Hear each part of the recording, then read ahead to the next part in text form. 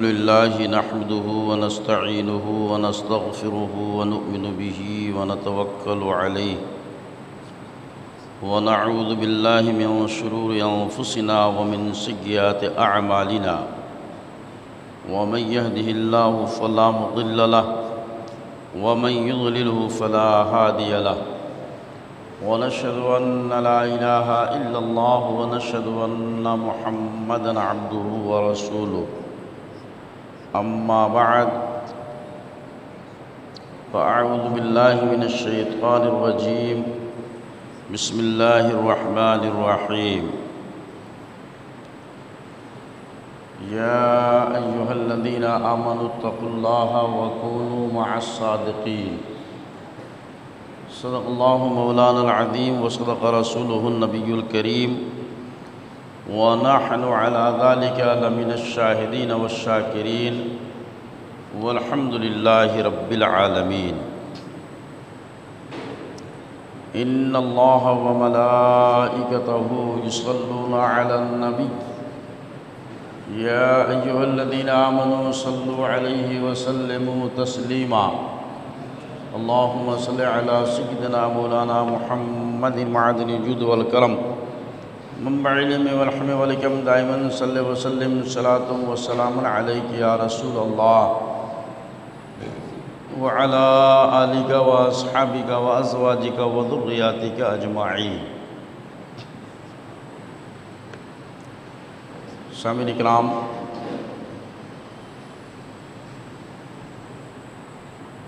آج ربیع الآخر کی 11ویں تاریخ ہے، اور یہ وہ تاریخ ہے جو اہل محبت کے درمیان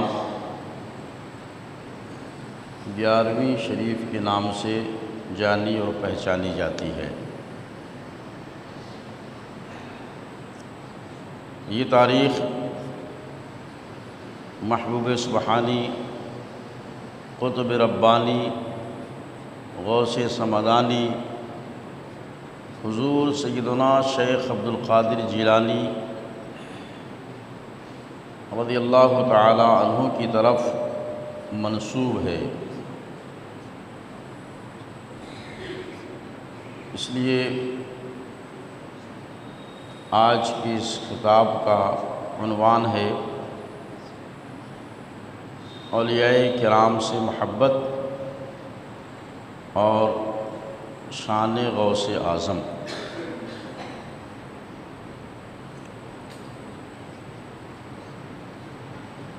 اسی مناسبت سے آج کی گفتگو پیش کی جائے گی۔ دعا ہے کہ اللہ رب العزت ہمیں، آپ کو،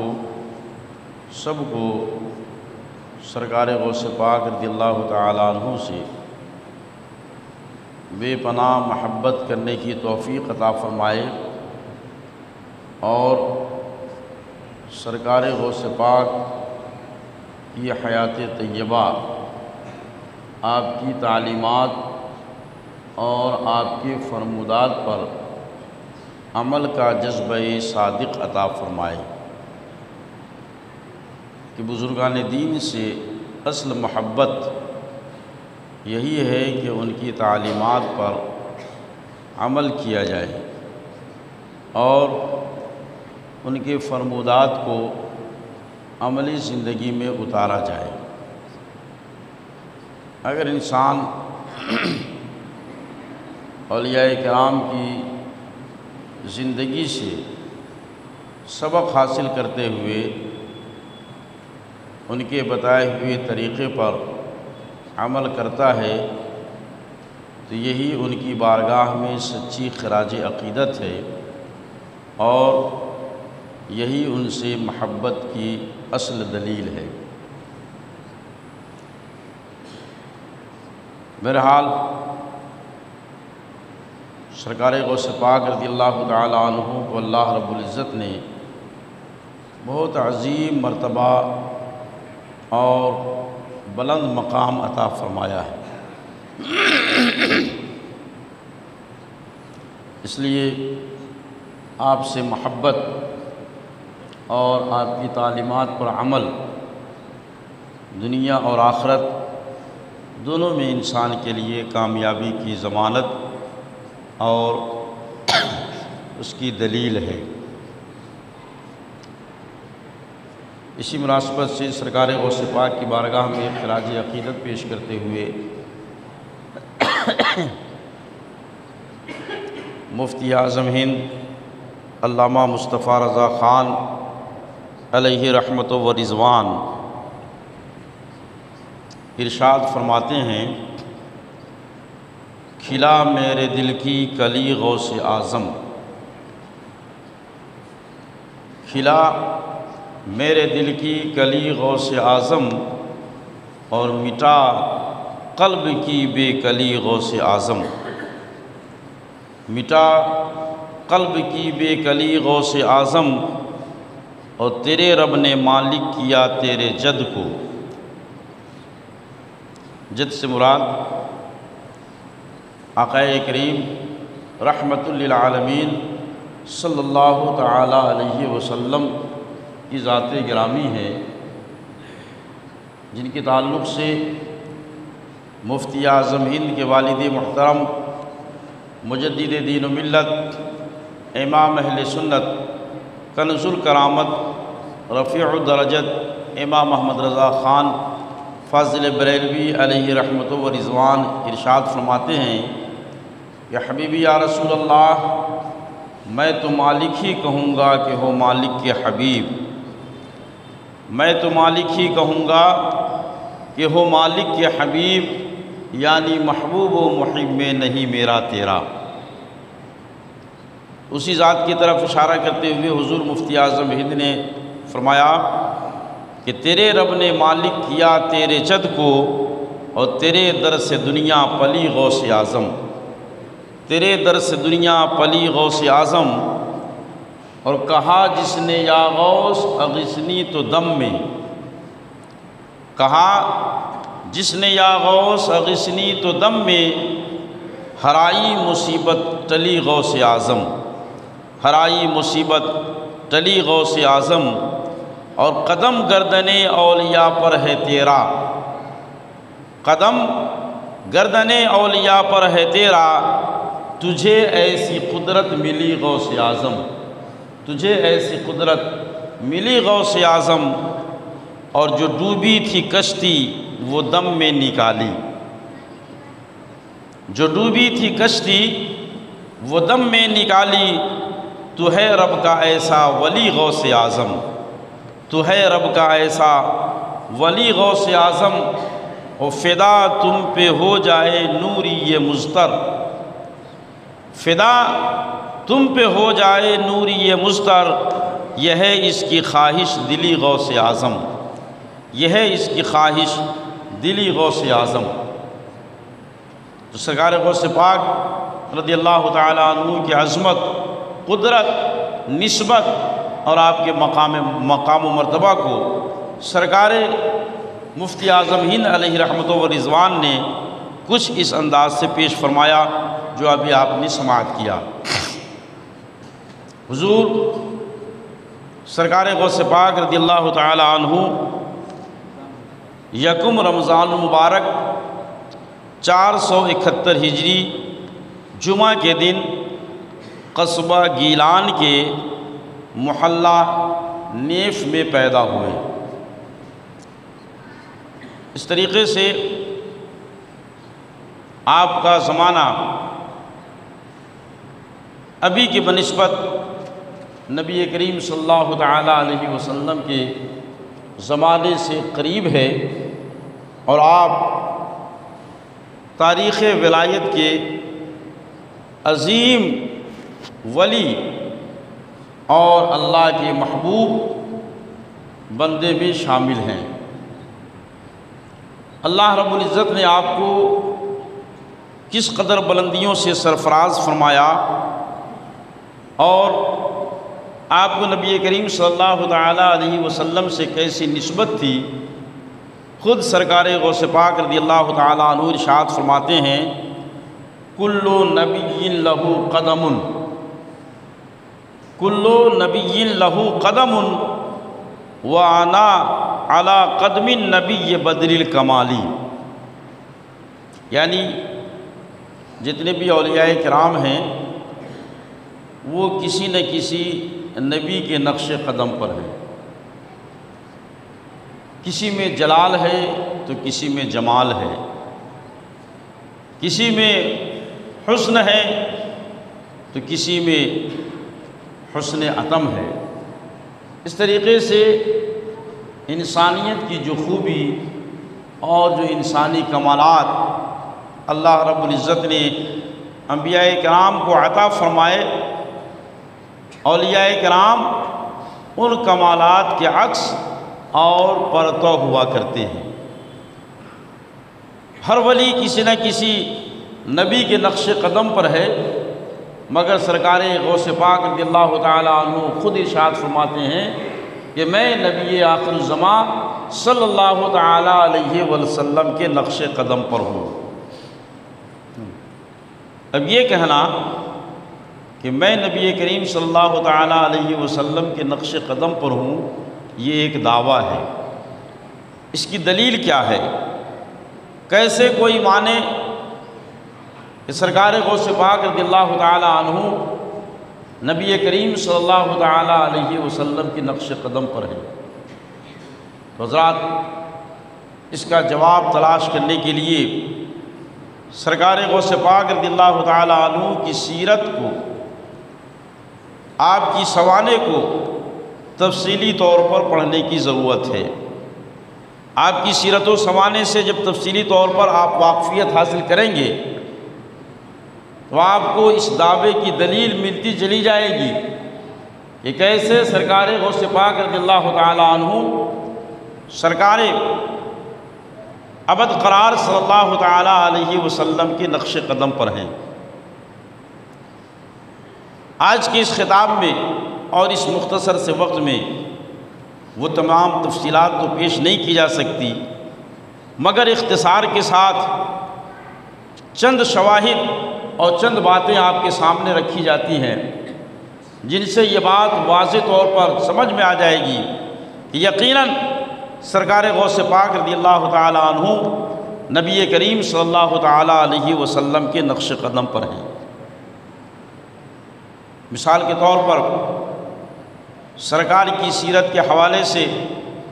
آپ کے سامنے یہ بات پیش کی جاتی رہی کہ ابھی حیات ظاہری کے ساتھ ہمارے اور آپ کے آقا صلی اللہ تعالیٰ علیہ وسلم اس کائنات میں جلوہ گر نہیں ہوئے، مادی دنیا میں تشریف نہیں لائے، مگر اس کے باوجود آپ کی آمد سے قبل جتنے بھی انبیاء کرام دنیا میں تشریف لائے انہوں نے آپ کی آمد کا خطبہ پڑھا اور اپنی امتیوں کے درمیان آقا صلی اللہ تعالیٰ علیہ وسلم کی آمد کی خوشخبری سنائی اور یہ اعلان فرمایا کہ اللہ رب العزت ایک زمانے میں اپنے محبوب کو دنیا میں جلوہ گر فرمائے گا، وہ محبوب دنیا میں تشریف لائیں گے تو اس طرح کے نمایاں کارنامہ انجام دیں گے۔ اس طریقے سے انبیاء کرام نبی کریم صلی اللہ تعالیٰ علیہ وسلم کی آمد کی بشارت اور خوشخبری اپنی قوموں کو سناتے رہے۔ اب اس حوالے سے اب دیکھیے سرکار غوث پاک رضی اللہ تعالیٰ عنہ، جیسا کہ میں نے ابھی عرض کیا، آپ کی ولادت باسعادت سن 471 ہجری میں ہوئی، یعنی نبی کریم صلی اللہ تعالیٰ علیہ وسلم کہ دنیا سے تشریف لے جانے اور آپ کے دنیا میں آنے کے درمیان تقریباً 460 سال کا فاصلہ ہے۔ اتنا طویل فاصلہ اور یہ مدت نبی کریم صلی اللہ تعالیٰ علیہ وسلم کی دنیا سے تشریف لے جانے اور آپ کی آمد کے درمیان ہے۔ اس درمیان علماء کرام تحریر فرماتے ہیں اور خاص طور سے حضرت حسن بصری رحمۃ اللہ تعالیٰ علیہ جو اولیاء کرام میں امام کی حیثیت رکھتے ہیں، بہت بلند پایا اور بہت عظیم الشان بزرگ ہیں۔ وہ ارشاد فرماتے ہیں کہ سرکار غوث پاک رضی اللہ تعالی عنہ کے زمانے تک جتنے بھی اولیاء کرام دنیا میں تشریف لائے، جنہیں اللہ رب العزت نے پیش بینی کی صلاحیت ودیعت فرمائی، جنہیں اللہ رب العزت نے نورانی طاقت و قوت عطا فرمائی، ان تمام اولیاء کرام نے سرکار غوث پاک رضی اللہ تعالی عنہ کی آمد کی بشارت اور خوشخبری لوگوں کو عطا فرمائی۔ اور ان کے الفاظ ہیں کہ وَأُخْبِرَ بِأَنَّهُ قُطُبُ زَمَانِهِ، نبی کریم صلی اللہ تعالی علیہ وسلم کے بعد جو اولیاء کرام تشریف لائے، انہوں نے سرکار غوث پاک رضی اللہ تعالی عنہ کے بارے میں ارشاد فرمایا کہ وہ آنے والے دنوں میں اس خاکدان گیتی پر جلوہ گر ہوں گے، اور ان کی شان یہ ہوگی کہ وہ اپنے زمانے کے قطب ہوں گے، وہ اپنے زمانے کے غوث ہوں گے۔ یہ روایت تفریح الخاطر صفحہ نمبر 13 اور 14 پر حضرت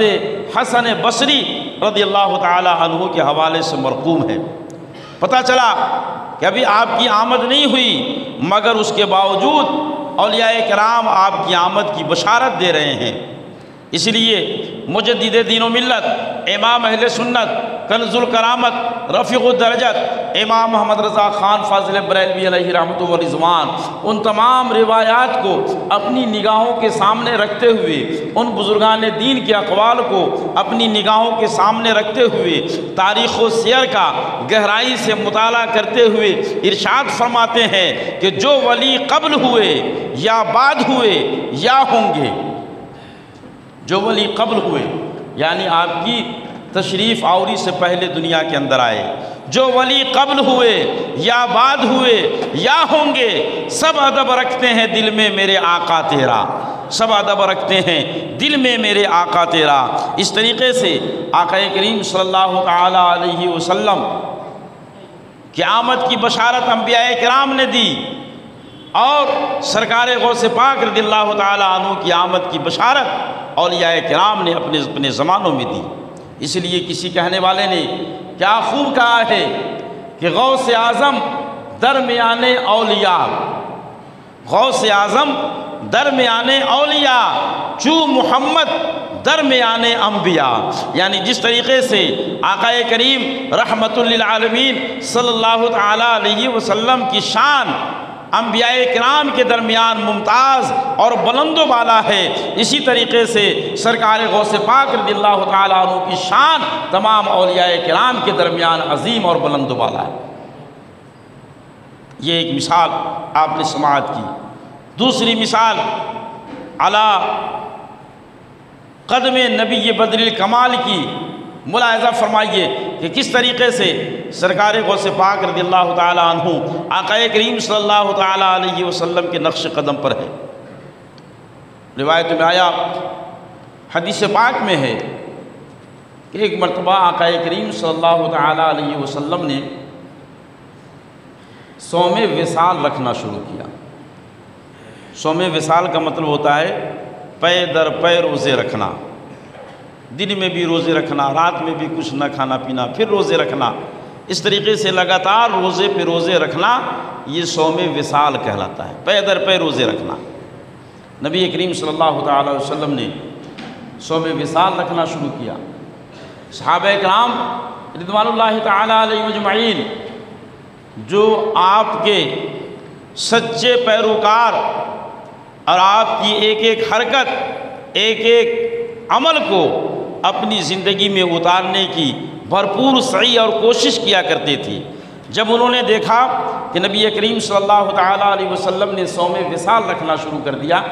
تو آپ کی اتباع اور پیروی میں صحابہ کرام نے بھی اسی طریقے سے روزہ رکھنا شروع کر دیا، پے در پے روزہ رکھنے لگے۔ جب پے در پے روزہ رکھنے لگے تو انجام کار یہ ہوا کہ صحابہ کرام کے درمیان ان کے اندر نقاہت پیدا ہونے لگی، کمزوری پیدا ہونے لگی، بتقاضائے بشری ان کے جسم کے اندر ضعف آ گیا، اور وہ ضعف و کمزوری ان کے جسم سے، ان کی حرکتوں سے، ان کے عمل سے ظاہر ہونے لگی۔ جب نبی کریم صلی اللہ تعالی وسلم نے صحابہ کی یہ کیفیت ملاحظہ فرمائی تو آپ نے پوچھا کہ میرے صحابہ آخر کیا معاملہ ہے کہ میں تم پر نقاہت طاری ہوتی ہوئی دیکھ رہا ہوں، میں تمہارے اندر ضعف آتا ہوا دیکھ رہا ہوں، میں تمہیں کمزور ہوتا ہوا محسوس کر رہا ہوں، آخر اس کی وجہ کیا ہے؟ تو صحابہ کرام نے عرض کیا حبیبی یا رسول اللہ، آپ کی اتباع اور پیروی میں ہم نے بھی صوم وصال رکھنا شروع کر دیا ہے، یعنی دن میں بھی روزہ سے رہتے ہیں، رات میں بھی روزہ رہتے ہیں، دن میں بھی کچھ نہیں کھاتے، رات میں بھی کچھ نہیں کھاتے، پے در پے روزہ رکھ رہے ہیں۔ تو ایسے موقع پر آقا کریم صلی اللہ تعالی علیہ وسلم نے صحابہ کرام سے ارشاد فرمایا، اے میرے صحابہ ایکم مثلی، تم میں سے کون ہے جو میری طرح ہے؟ یعنی تم لوگ میری طرح سے نہیں ہو۔ رب یطعمنی ویسقینی، میرا رب مجھے کھلاتا اور پلاتا ہے، یعنی تم لوگ میری طرح سے نہیں ہو، تمہارا حال کچھ اور ہے، میرا مقام کچھ اور ہے، تمہاری حیثیت کچھ اور ہے، میری قدر و منزلت کچھ اور ہے، ہر معاملے میں اور ہر چیز میں تم میری نقل نہ کرو، میری اتباع نہ کرو، اس لیے کہ تمہارا مقام و مرتبہ کچھ اور ہے، میری حیثیت کچھ اور ہے، تم نہیں کھاتے پیتے تو نہیں کھاتے پیتے ہو، اور میرا حال یہ ہے کہ میرا رب مجھے کھلاتا ہے، میرا رب مجھے پلاتا ہے، اس لیے میں پے در پے روزہ رکھتا ہوں، تو بظاہر میرے اندر کوئی نقاہت پیدا نہیں ہوتی، کمزوری پیدا نہیں ہوتی۔ میرے محترم بزرگوں اور دوستوں، یہیں پر عقیدہ کی ایک بات ذہن میں نوٹ کر لیں۔ کچھ لوگ کہتے ہیں اور کچھ اپنی کتابوں میں لکھتے بھی ہیں کہ نبی ہماری طرح ہے، معاذ اللہ، صد بار معاذ اللہ، لکھتے ہیں کہ نبی کی حیثیت وہی ہے جو گھر کے اندر ایک بڑے بھائی کی ہوتی ہے، نبی بڑے بھائی کی طرح سے ہیں، نبی ہماری طرح سے ہیں، معاذ اللہ ایسا خیال اور عقیدہ رکھتے ہیں اور اس کو پرموٹ کرتے ہیں، اور یہ کہتے ہیں کہ نبی کو بہت زیادہ فوقیت دینے کی ضرورت نہیں ہے، ان کو بھی اللہ رب العزت نے انسان بنا کر کے ہمارے درمیان بھیجا، بس ان کی اتنی عزت کرو جتنی کہ ایک بڑے بھائی کی عزت کرتے ہو۔ لیکن یہ عقیدہ سراسر غلط ہے،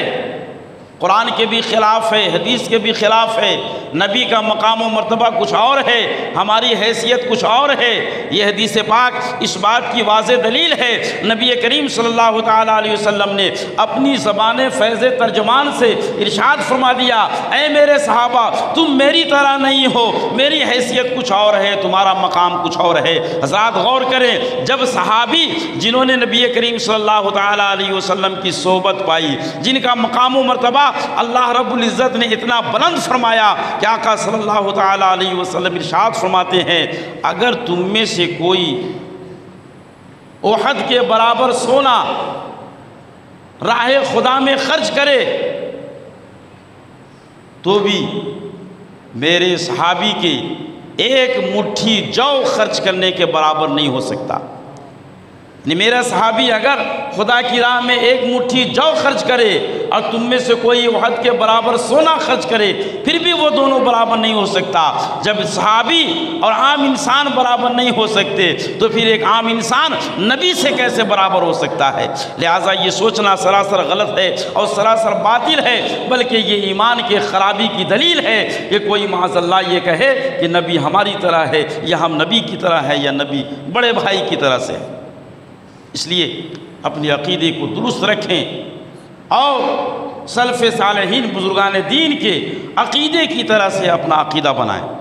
بہرحال میں عرض کر رہا تھا کہ آقا کریم صلی اللہ تعالیٰ علیہ وسلم نے ارشاد فرمایا، میرا رب مجھے کھلاتا ہے، میرا رب مجھے پلاتا ہے۔ اب آئیے دیکھیے سرکار غوث پاک رضی اللہ تعالیٰ عنہ کی کیا شان ہے اور کیا مقام و مرتبہ ہے آپ کا۔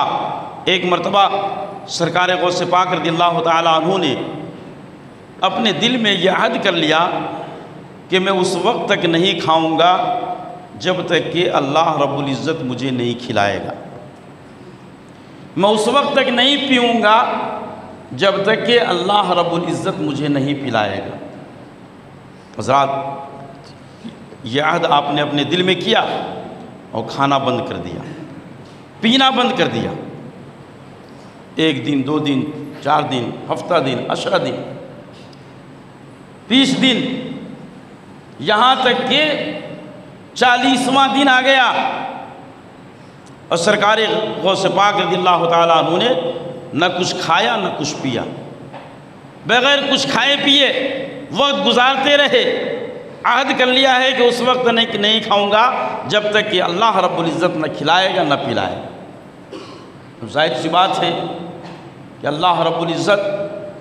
تو ڈائریکٹ بندے کو کھلانے اور پلانے سے پاک ہے۔ سرکار غوث پاک نے عہد کر لیا، اب یہ مسئلہ حل کیسے ہو؟ تو اللہ رب العزت نے اس وقت کے ایک ولی کامل بزرگ جن کا نام نامی اسم گرامی حضرت ابو سعید مخزومی رحمۃ اللہ تعالی علیہ، اور روایت میں آیا ہے کہ یہی آپ کے پیر و مرشد بھی ہیں۔ تو اللہ رب العزت نے آپ کے پیر و مرشد کو حکم دیا، ان کے اوپر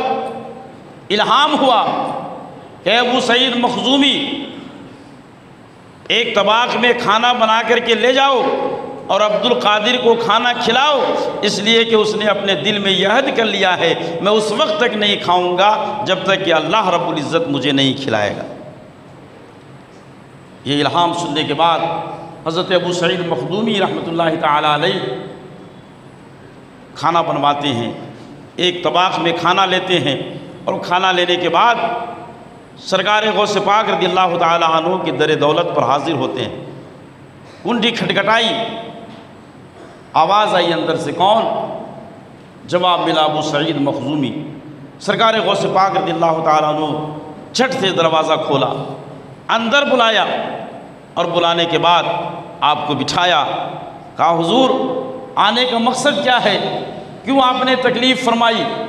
تو حضرت ابو سعید مخزومی رحمۃ اللہ تعالی علیہ نے اس طباق سے دسترخوان ہٹایا اور کہا کہ عبد القادر اس میں سے کھانا تناول فرمائیے۔ سرکار غوث پاک نے اپنا ہاتھ روکے رکھا، تناول نہیں فرمایا۔ پھر دوسری مرتبہ پیر و کامل نے کہا اس میں سے کھانا تناول فرمائیے، آپ نے پھر بھی ہاتھ نہیں بڑھایا۔ تیسری مرتبہ جب پیر کامل نے فرمایا تب بھی آپ ہاتھ روکے رکھے رہے، تب آپ کے پیر و مرشد نے ارشاد فرمایا کہ عبد القادر آپ اس میں سے کھانا تناول فرمائیے، اور یہ کھانا میں اپنی طرف سے نہیں لایا ہوں بلکہ اللہ رب العزت نے آپ کے لیے بھیجا ہے، اللہ رب العزت نے آپ کے لیے بھیجا ہے۔ حضرات واللہ رب العزت ڈائریکٹ تو آ کر کے آپ کو کھانا کھلانے سے پاک ہے، وہ کھلا نہیں سکتا، اس لیے اس نے اپنے بندے کے ذریعے سے اس کا انتظام فرمایا اور کہا کہ جائیے اور ان کو کھانا کھلائیے۔ یہ ہے اللہ کی طرف سے کھانا کھلانا، اسی کو امام اہل سنت مجدد دین و ملت، امام اہل سنت کنز الکرامت رفیع الدرجات امام محمد رضا خان فاضل بریلوی علیہ رحمت و رضوان نے اپنے شعر میں یوں ارشاد فرمایا کہ قسمیں دے دے کے کھلاتا ہے پلاتا ہے تجھے، قسمیں دے دے کے کھلاتا ہے پلاتا ہے تجھے، پیارا اللہ تیرا چاہنے والا تیرا، پیارا اللہ تیرا چاہنے والا تیرا۔ تو اس طریقے سے آقا کریم صلی اللہ تعالی علیہ وسلم کے نقش قدم کی جو بات آپ نے ارشاد فرمائی ہے یہ دلیلوں سے ثابت ہے، اگر اسی کی دلیل پیش کی جائے تو بات مکمل بہت طویل ہو جائے گی اور وقت ختم ہو جائے گا، اس لیے گفتگو آگے بڑھاتے ہوئے آئیے میں آپ کو ایک اور بات بتاؤں۔ جیسا کہ آپ نے آقا کریم صلی اللہ تعالی علیہ وسلم کی سیرت کے حوالے سے سنا کہ جب آقا کریم صلی اللہ تعالی علیہ وسلم کی ولادت باسعادت ہونے والی تھی تو حضرت بی بی آمنہ رضی اللہ تعالی عنہ ارشاد فرماتی ہیں کہ اس سے چند دنوں پہلے مجھے اچھے اچھے خواب نظر آنے لگے، اور خواب میں نورانی شخصیتیں جلوہ گر ہوتی اور مجھے بشارت دیتی کہ اے آمنہ تمہیں مبارک ہو، تمہاری گود میں کونین کا تاجدار آنے والا ہے، انبیاء کا سردار آنے والا ہے، دونوں عالم کا مالک و مختار آنے والا ہے۔ اس طریقے سے انبیاء کرام آ کر کے مجھے بشارت دیا کرتے۔ اسی طریقے سے آپ کی والدہ محترمہ حضرت ام الخیر فاطمہ رضی اللہ تعالی عنہ بیان فرماتی ہیں کہ جب میرے لخت جگر یعنی عبد القادر کی ولادت کا وقت آیا تو میرے گھر میں بزرگان دین کی آمد شروع ہوئی، اور خواب کے اندر وہ آ کر کے مجھے بشارت دیتے۔ جب وہ آتے تو میرا پورا گھر روشن ہو جاتا، بقعہ نور بن جایا کرتا تھا۔ اور پھر آپ کے والد محترم ارشاد فرماتے ہیں کہ مجھے آنے والی شخصیتیں بشارت دیتی اور کہتی اے ابو صالح مبارک ہو، آج اللہ نے تجھے وہ فرزند عطا فرمایا ہے جو میرا بیٹا اور میرا محبوب ہے۔ یعنی نبی کریم صلی اللہ تعالیٰ علیہ وسلم نے آپ کے والد محترم کے خواب میں آ کر کے آپ کو یہ بشارت دی۔ پتہ چلا کہ آپ کی آمد سے پہلے آپ کے والد محترم کو بشارت دی جا رہی ہے کہ یہ جو بیٹا، یہ جو فرزند تمہارے گھر میں آ رہا ہے، یہ صرف تمہارا ہی نہیں بلکہ میرا بھی بیٹا ہوگا اور میرا بھی محبوب ہوگا۔ اس لیے مجدد دین و ملت امام اہل سنت فاضل بریلوی علیہ رحمت و رضوان ایک مقام پر ارشاد فرماتے ہیں تیرے دربار میں لاتا ہے رضا اس کو شفیع، تیرے دربار میں لاتا ہے رضا اس کو شفیع جو میرا غوث ہے اور لاڈلا بیٹا تیرا۔ حبیبی یا رسول اللہ، جو میرا غوث ہے اور لاڈلا بیٹا تیرا۔ تو میرے محترم بزرگوں اور دوستو، آقا کریم صلی اللہ تعالیٰ علیہ وسلم کی یہ بشارت حرف بحرف صادق آئی۔ اللہ رب العزت نے حضرت ابو صالح رضی اللہ تعالیٰ عنہ کو وہ صالح، نیک اور فیروز مند لڑکا عطا فرمایا جن کا حال یہ ہے کہ انہوں نے بغداد کی سرزمین پر برسر منبر ارشاد فرمایا قدمی حاضی علی رقبت کل ولی اللہ، میرا یہ قدم تمام اولیاء کرام کی گردنوں پر ہوگا۔ اس لیے امام اہل سنت مجدد دین و ملت ارشاد فرماتے ہیں کہ جس کی منبر بنی گردن اولیاء، جس کی ممبر بنی گردن اولیاء، اس قدم کی کرامت پہ لاکھوں سلام، اس قدم کی کرامت پہ لاکھوں سلام۔ یہ سرکار غوث پاک رضی اللہ تعالیٰ عنہ کی ولادت باسعادت کا منظر ہے، آپ کی تشریف آوری ہے۔ اس طریقے سے تفریح الخاطر کے صفحہ نمبر 13 پر روایت مذکور ہے کہ جس رات آپ رضی اللہ تعالیٰ عنہ کی ولادت ہوئی، یعنی سرکار غوث پاک رضی اللہ تعالیٰ عنہ پیدا ہوئے، اس رات اللہ رب العزت نے گیلان اور اس کے اطراف میں جتنے بچے پیدا فرمائے وہ سارے کے سارے لڑکے ہی پیدا ہوئے۔ اور ایک روایت میں تو یہاں تک مذکور ہے کہ ان کی تعداد 1100 کے قریب ہے۔ اطراف و جوانے میں جو بچے پیدا ہوئے سب ملا کر کے 1100 بچے پیدا ہوئے، اور وہ سارے کے سارے اپنے وقت کے ولی بنے۔ سبحان اللہ! یہ سرکار غوث پاک رضی اللہ تعالیٰ عنہ کی آمد کی برکت ہے کہ آپ جب دنیا میں تشریف لائے تو اللہ رب العزت نے آپ کے صدقے میں ان بچوں کو بھی ولایت سے سرفراز فرمایا جو آپ کے ساتھ ساتھ یہ دنیا میں تشریف لائے۔ تو میرے محترم بزرگوں اور دوستو، سرکار غوث پاک رضی اللہ تعالیٰ عنہ دنیا میں تشریف لائے تو اللہ رب العزت نے آپ کو اس مقام پر فائز فرما کر کے دنیا کے اندر بھیجا کہ آپ مادرزاد ولی کہلاتے ہیں۔ مادرزاد ولی کا مطلب یہ ہے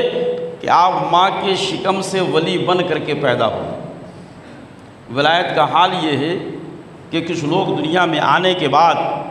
عبادت کرتے ہیں، ریاضت کرتے ہیں، مجاہدے کرتے ہیں، تزکیہ نفس کرتے ہیں، اپنے دل کو صاف کرتے ہیں، اللہ اور اس کے رسول کی اطاعت و فرمانبرداری کرتے ہیں، تلاوت کرتے ہیں، تسبیح پڑھتے ہیں، تحلیل پڑھتے ہیں، ذکر و اذکار میں اپنا وقت بسر کرتے ہیں، تو اللہ رب العزت انہیں اپنے قرب کی منزل عطا فرماتا ہے اور پھر وہ ولایت کے منصب پر فائز کیے جاتے ہیں۔ تو یہ وہ لوگ ہیں جو محنت و مشقت، ریاضت اور مجاہدہ سے ولی بنتے ہیں، لیکن سرکار غوث پاک رضی اللہ تعالیٰ عنہ کی شان یہ ہے کہ آپ دنیا میں تشریف لائے ہیں تو ولی بن کر کے آئے ہیں، یعنی ولی بنا کر کے اللہ رب العزت نے آپ کو دنیا کے اندر بھیجا۔ اس لیے آپ کی والدہ محترمہ فرماتی ہیں کہ میرا بچہ جب پیدا ہوا تو اس لیے رمضان کے مہینے میں کبھی اس وقت جس درمیان آدمی روزہ رکھتے ہیں، یعنی صبح صادق سے لے کر کے غروب آفتاب تک، اس درمیان آپ نے کبھی اپنی والدہ محترمہ کا دودھ نہیں پیا۔ آپ کی والدہ محترمہ کے الفاظ کتابوں میں مرقوم ہے، کان لا یرضع ابنی فی نہار رمضان، یعنی رمضان کے دنوں میں میرا بیٹا دودھ نہیں پیا کرتا تھا۔ یہ سرکار غوث پاک رضی اللہ تعالیٰ عنہ کی شان ولایت ہے کہ آپ پیدا ہو رہے ہیں تو آپ دنیا میں ولی بن کر کے تشریف لا رہے ہیں۔ میرے محترم بزرگوں اور دوستوں، روایت میں آیا کہ دنیا میں تشریف لانے کی چند مہینوں کے بعد آپ کے والد محترم حضرت ابو صالح جنگی دوست رحمۃ اللہ تعالیٰ علیہ کا انتقال ہو گیا۔ آپ کے نانا جان نے آپ کی پرورش کی۔ آپ کے نانا جان بھی وقت کے بہت بڑے عالم اور بہت متقی اور پرہیزگار تھے۔ والدہ محترمہ بھی وقت کی ولیہ اور بہت بڑی عابدہ زاہدہ تھی۔ والد محترم حضرت ابو صالح جنگی دوست رحمۃ اللہ تعالیٰ علیہ بھی وقت کے بہت بڑے عابد و زاہد اور بہت بڑے متقی اور پرہیزگار تھے، یہاں تک کہ آپ کا پورا کنبہ، پورا خاندان ولایت کے منصب پر فائز تھا۔ بڑے بڑے بزرگ اور بڑی بڑی ولیاں آپ کے خاندان میں تھی۔ ایسے نورانی ماحول اور ایسے پاکیزہ گھرانے میں سرکار غوث پاک رضی اللہ تعالیٰ عنہ کی ولادت باسعادت ہوئی، اور پھر ایسے ماحول میں آپ پروان چڑھے۔ اللہ رب العزت نے آپ کے ذریعے سے، آپ کے توسط سے خلق خدا کو اللہ کا عرفان عطا کیا، خدا کا قرب عطا کیا۔ آپ نے اپنی دعوت و تبلیغ اور اصلاحی کوششوں سے ہزارہ ایسے لوگ جو دین اسلام سے برگشتہ تھے، انہیں دین اسلام کی روشنی عطا فرمائی۔ جو شریعت پر عمل پیرا نہ تھے، ان کے دلوں میں خشیت خدا پیدا کر کے انہیں شریعت پر عمل کرنے کا جذبہ صادق عطا فرمایا۔ تو سرکار غوث پاک رضی اللہ تعالیٰ عنہ کی سیرت بہت ہی طویل اور بڑی تفصیلی ہے، جسے اس مختصر وقت میں بیان نہیں کیا جا سکتا۔ انشاءاللہ وقت جیسے ملتا رہا آپ کی سیرت و سوانح پر روشنی ڈالی جائے گی۔ آخر میں آپ کے ذہن و دماغ میں ایک پیغام ڈالنا ہے، وہ یہ کہ ان اولیاء کرام کا ذکر ہم اس لیے کرتے ہیں تاکہ ہم اور آپ ان سے محبت کریں۔ جب ان کی شخصیت کا تعارف ہوگا، جب ہم ان کے بارے میں جانیں گے، تب ان سے محبت کا جذبہ دل کے اندر پیدا ہوگا۔ ان سے محبت کا جذبہ پیدا ہونا اور ان سے تعلق خاطر پیدا کرنا،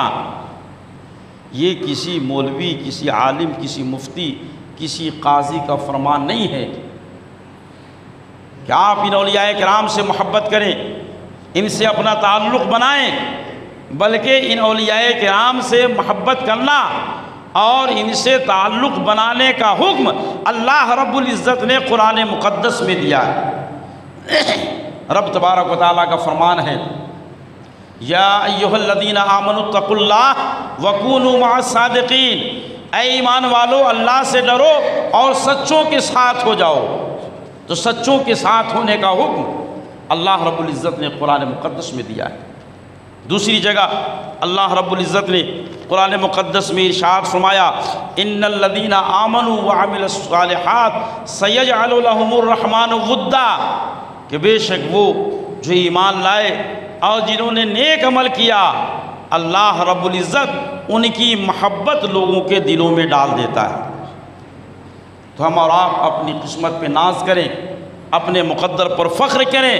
کہ اللہ رب العزت نے ہمارے دلوں میں ان اولیاء کرام کی محبت ودیت فرمائی ہے کہ ہم ان کا ذکر کرتے ہیں، ان کا ذکر سنتے ہیں، ان کا ذکر سناتے ہیں، ان کے نام پر غربا اور مساکین کی امداد کرتے ہیں، ان کے نام پہ لنگر کا اہتمام کرتے ہیں۔ یہ ان سے محبت کی دلیل ہے۔ اولیاء کرام سے محبت کرنا یہ نیک بختی اور سعادت کی بات ہے۔ حدیث پاک میں آیا، ایک صحابی رسول بارگاہ رسالت میں حاضر ہوئے، انہوں نے عرض کی کہ یا رسول اللہ قیامت کب آئے گی؟ تو آقا کریم صلی اللہ تعالی وسلم نے ان سے سوال کر دیا کہ تم قیامت کے بارے میں پوچھ رہے ہو کہ کب آئے گی، اچھا یہ بتاؤ تم نے قیامت کی تیاری کیا کی؟ قیامت کی تیاری تم نے کیا کی ہے جو اس قیامت کا انتظار کر رہے ہو؟ تو انہوں نے کہا کہ یا رسول اللہ میرے پلے تو بہت کچھ نہیں ہے، ہاں اتنا ضرور ہے کہ میرے دل میں اللہ اور اس کے رسول کی محبت ہے، اللہ اور اس کے رسول کی محبت ہے۔ تو آقا کریم صلی اللہ تعالیٰ علیہ وسلم نے جو جملہ ارشاد فرمایا حدیث پاک میں ہے، مسلم شریف کی حدیث ہے اور دیگر کتابوں میں بھی مذکور ہے، آقا صلی اللہ تعالیٰ وسلم نے ارشاد فرمایا المرء مع من احب، اے میرے صحابی سنو، اگر تمہارے دل میں اللہ اور اس کے رسول کی محبت ہے تو کل قیامت کے دن وہ شخص جو اللہ اور اس کے رسول سے محبت کرنے والا ہے وہ اللہ اور اس کے رسول کے ساتھ ہوگا۔ تو اللہ اور اس کے رسول سے اور ان کے رسول کے طفیل اولیاء کرام سے محبت کرنا یہ اللہ رب العزت کو محبوب اور پسندیدہ ہے، اس لیے کہ یہ جو بندے ہیں جنہیں ہم اولیاء کرام کہتے ہیں یہ اولیاء کرام دراصل اولیاء اللہ ہیں، یہ اللہ کے دوست ہیں، اللہ کے محبوب ہیں، لہٰذا ان سے محبت کرنا یہ نیک بختی اور سعادت کی بات ہے۔ دعا ہے کہ اللہ رب العزت ہمیں اور آپ کو اپنے ان محبوب بندوں کی محبت میں سرشار رہنے کی توفیق عطا فرمائے، دنیا اور آخرت میں